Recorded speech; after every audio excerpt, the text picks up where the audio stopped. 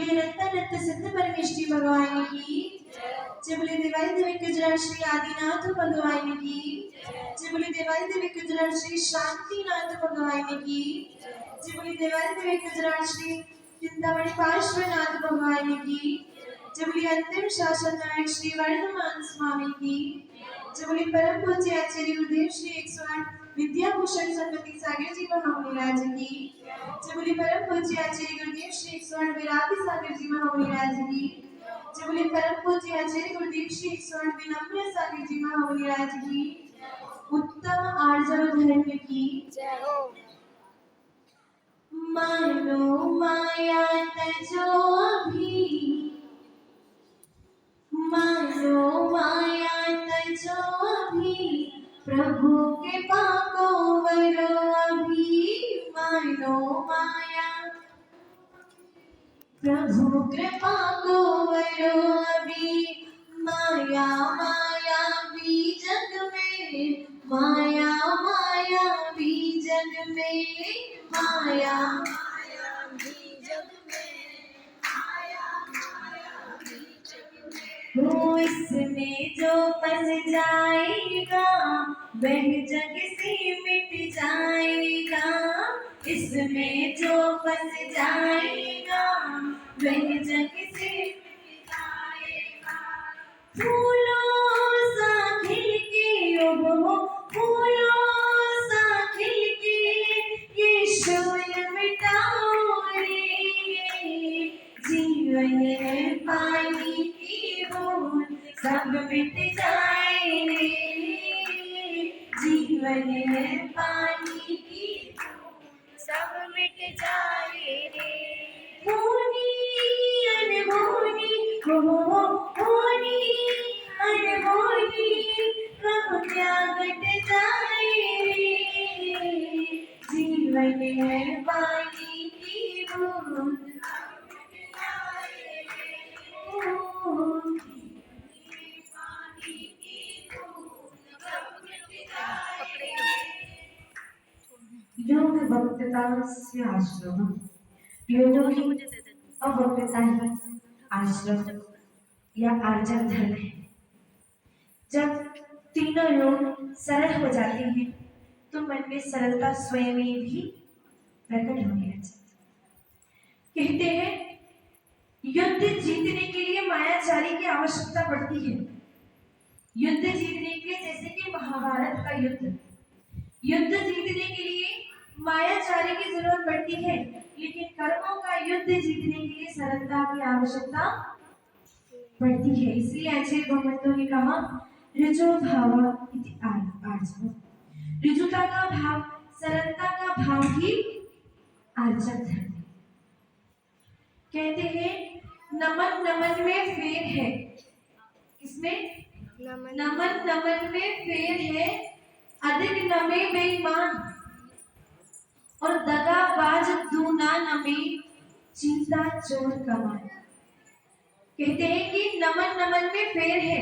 देखिए आर्जव धर्म को तीसरे क्रम पे क्यों रखा गया उसको मैं आपको स्पष्ट करती हूँ कि क्रोध और मान के साथ भी क्रोध के साथ भी विनम्रता हो सकती है और क्रोध और विनम्रता के साथ भी व्यक्ति नम्र बनकर मायाचारी कर सकता है।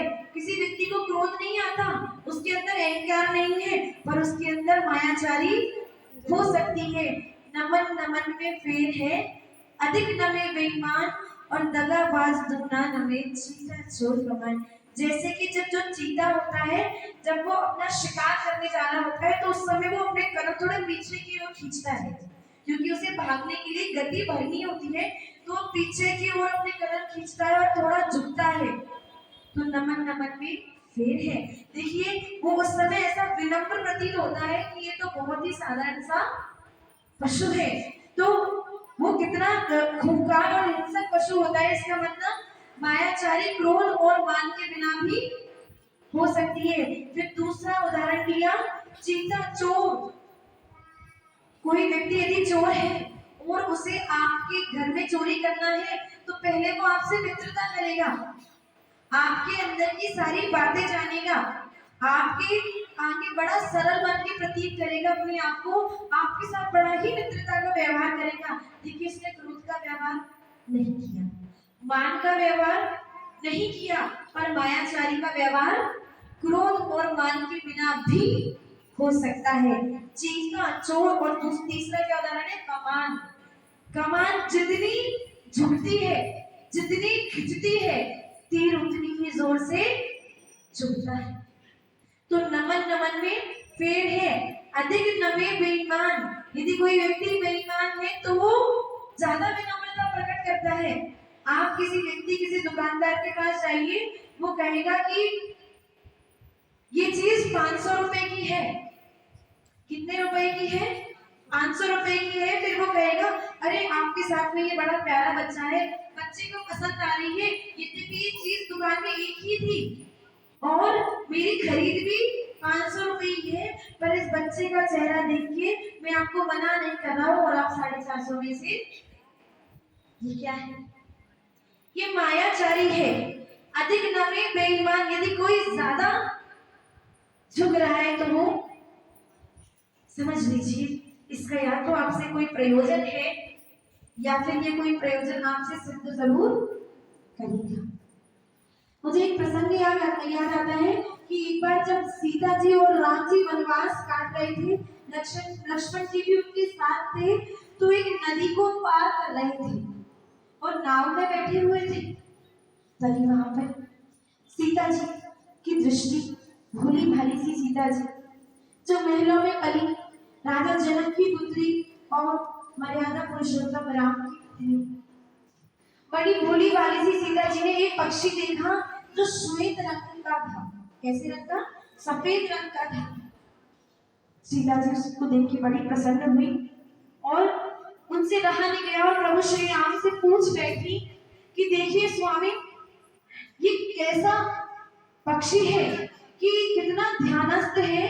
देखिए एक टांग पे खड़ा हुआ है, गर्दन झुकाए एक टांग पे खड़ा हुआ है और कैसा अनुभव ध्यान कर रहा है।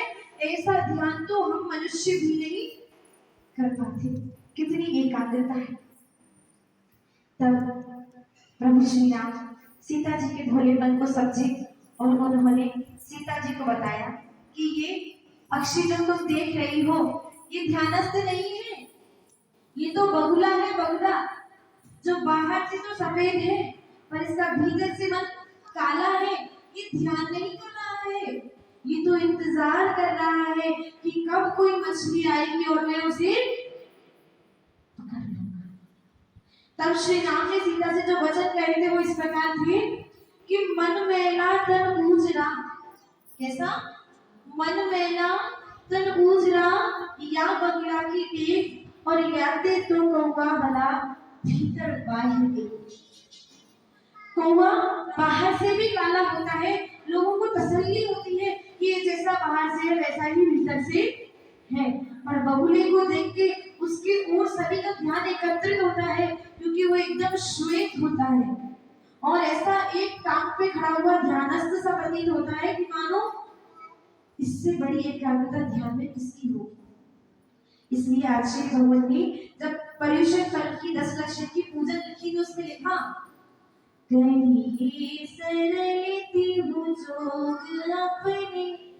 अपने तीनों योगों को सरल कीजिए। मन, सबसे पहले कौन सा योग? मनोयोग।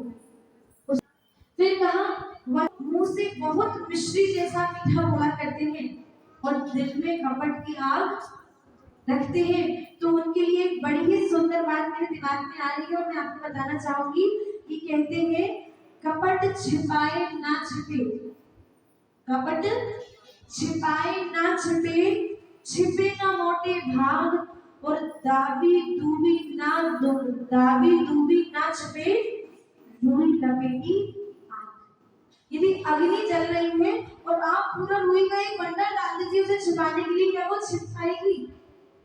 ऐसे कपट छिपाए ना छिपे। आप आज सोच रहे हैं कि हम मायाचारी करके कोई व्यक्ति हमें खराब ना समझे, इसलिए मैंने भी कह दिया कि नहीं हम भी पर्युषण में एक आसन करते हैं, हम एक भी हरी नहीं खाते हैं। आप कितनी की मायाचारी कर लीजिए, दाबी दूबी ना रुई लपेटे आग। रुई से छिपी हुई आग वो कितना भी छिपा लिया जाए वो छिपती नहीं है, वो सामने आएगी ही। आज का दिन हमें सरलता की ओर ले जाता है, सरलता के लिए प्रेरित करता है हमारे जीवन को। कहते हैं कि आज का आदमी दोहरा जीवन जी रहा है। कैसा दोहरा जीवन जी रहा है? वो बहिरंग से तो कुछ और है और भीतर से कुछ और है। समाज के सामने तो प्रभुशाला जा रहा है और अकेले में मधुशाला जा रहा है।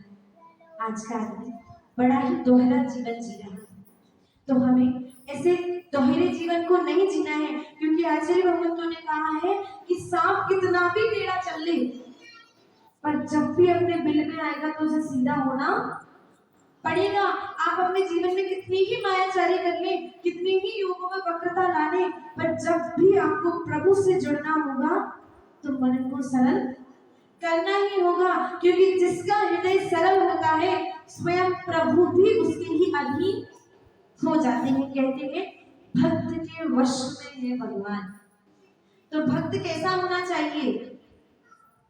पहले हमें ये जानना चाहिए कि भक्त कैसा होना चाहिए। मैंने कल भी एक बात कही थी, अगर यदि आपको याद हो तो, कि मेरी हैसियत से ज्यादा दिया है मुझे मेरे भगवान ने, क्योंकि यदि मेरी भक्ति के अनुसार देता तो शायद आज मेरे पास कुछ होता ही नहीं। तो हमें भक्त कैसा होना चाहिए? जिसे विपत्ति आए तो ये लगे कि मेरे प्रभु ने मेरी परीक्षा ली है, कुछ सोच समझ के ही ये परिस्थिति भेजी होगी। और जब जब बहुत खुशी आए तो मन में क्या भाव आए कि ये मेरी भक्ति का, ये मेरी परीक्षा का फल भेजा है मेरे भगवान ने, जो आज मेरे पास इतनी खुशियां हैं। देखिए मायाचारी करने से कोई लाभ नहीं है।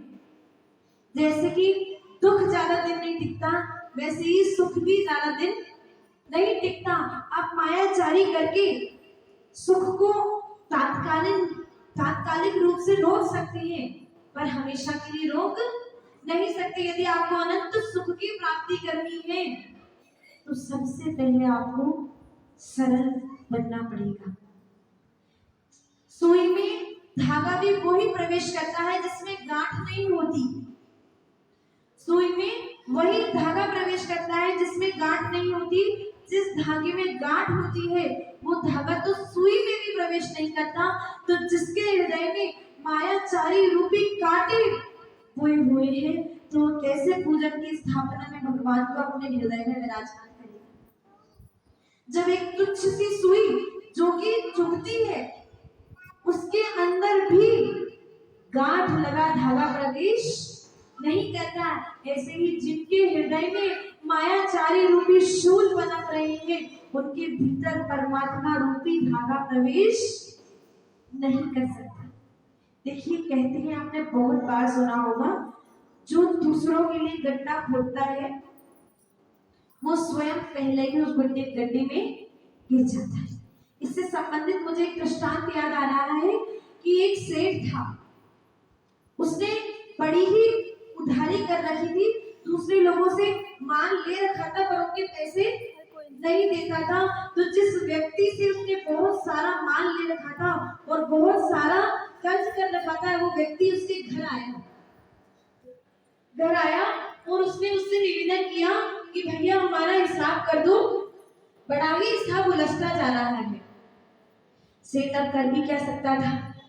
यदि हिसाब नहीं करता तो पूरे नगर में उसकी इज्जत खराब हो जाती। तो उसने उस व्यक्ति का पूरा हिसाब किया, लाखों का हिसाब बना और सेठ को पैसे भी उसे देने पड़े। पर हिसाब करते करते रात्रि हो गई और उस व्यक्ति ने ऐसा निश्चय किया कि वो रात में सेठ के ही घर में सोएगा और सुबह प्रातः काल सूर्य पूर्णता से उदय हो उसके पूर्व ही धुंधला धुंधला सा दिखाई देने लगता है, ऐसे समय में वहां से निकल जाएगा। अब कंजूस सेठ था, उसके पैसे चले गए, रात्रि भर उसे नींद नहीं आई और मन में जल को चलते रहे कि कैसे करके मैं अपना धन इससे वापस ले लूं। तभी उसने एक योजना बनाई और रात्रि में ही अपने नौकर को अपने पास बुलाया और नौकर से कहने लगा, यदि तुम मेरा एक कार्य कर दो तो मैं तुम्हें अपने पुत्र के समान ही संतान थी, अन्य कोई संतान भी नहीं थी। तो नौकर भी खुश हो गया कि सेठ मुझे अपना पुत्र बना लेगा, इससे अच्छी बात क्या हो सकती है। तो नौकर बड़ा ही विनयवंत होकर बोला कि सेठ जी कहिए, आप जो कहेंगे मैं उसे दुगना करके दूंगा। तब सेठ ने कहा, प्रातःकालीन सुबह ये व्यापार धुंधला धुंधला समय होगा, कोई तुम्हें देख नहीं पाएगा, कोई तुम्हें पहचान नहीं पाएगा, तुम झाड़ियों के बीच जाके